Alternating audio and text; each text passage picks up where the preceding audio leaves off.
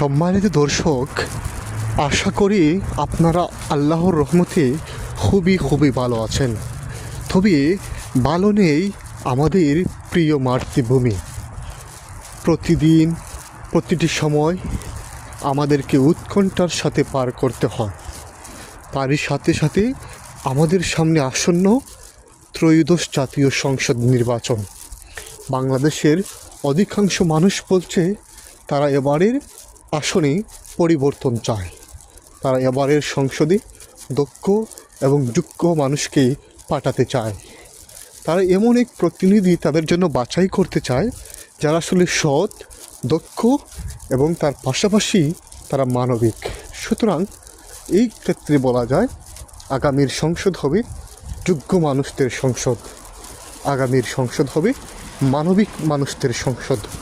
এর ধারাবাহিকতায় বাংলাদেশ জামাত ইসলামী সারা দেশব্যাপী তারা তাদের প্রতিনিধি অলরেডি ঘোষণা করে দিয়েছে এবং তারই পাশাপাশি বাংলাদেশ জাতীয়তাবাদী দল বিএনপিও কিন্তু 237টি আসনে অলরেডি মনোনয়ন দিয়ে সম্পন্ন করেছে।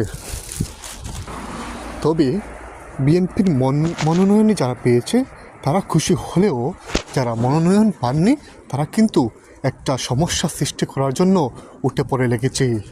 সারা দেশের বিভিন্ন স্থানে তারা সরকারি স্থাপনায় ভাঙচুর চালিয়েছে এবং মানুষকে তারা দগ্ধ করেছে এবং 2-1 জনকে খুন পর্যন্ত করেছে।